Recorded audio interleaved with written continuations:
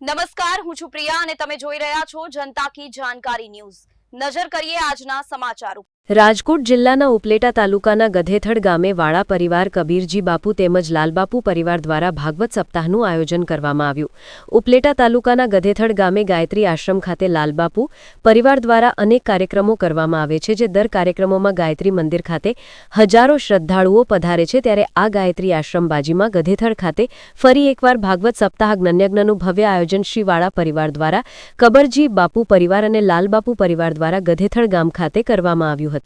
જે ભાગવત સપ્તાહનું આયોજન કરવામાં આવ્યું હતું તેમાં વાળા પરિવારના અને લાલબાપુ પરિવાર દ્વારા સર્વ સાધુ સંતો, ગિરનારમાંથી પધારેલા અને દરરોજ જે કલાકાર આવેલા તેને શાલ ઓઢણી અને સન્માનિત કરવામાં આવ્યા હતા। તેમજ ઉપલેટા શહેરમાંથી પધારેલા મહેમાનો, રાજકીય સામાજિક આગેવાનોના સન્માન કરવામાં આવ્યા હતા અને વાળા પરિવાર દ્વારા જે ક્ષત્રિય સમાજના આગેવાનો, મહામંત્રીઓ, માજી મુખ્યમંત્રી અને પ્રમુખો સહિતના મહાનુભાવો પધારેલા હતા તેને પાઘડી પહેરાવી અને સન્માનિત કરવામાં આવ્યા હતા અને દરરોજ સાંજ અને બપોરે ભોજનનું પણ આયોજન કરવામાં આવ્યું હતું। લાલબાપુ જે દિવસથી ગધેથડથી ગયા છે અને આજે પહેલીવાર ગધેથડ ગામમાં વર્ષો બાદ ફરી પધાર્યા તે બદલ એના સામયા કરવામાં આવ્યા હતા અને ગામના મંદિરોમાં પહેલા દર્શન કર્યા, તે પછી ભાગવત સપ્તાહમાં આવ્યા। વિપુલ ગામેચા, ઉપલેટા। ગધેથડ ગામની અંદર કબરજી બાપુનો પરિવાર અને પૂજ્ય લાલબાપુના પરિવાર વતી ભાગવત સપ્તાહનું યજ્ઞ ચાલુ થઈ રહ્યો છે। ત્યારે આજે ચોથો દિવસ છે અને લાલબાપુની પધરામણી થઈ તો હજારો માણસોએ દર્શનનો લાભ લીધો અને હજારો માણસોએ પ્રસાદનો પણ લાભ લીધો।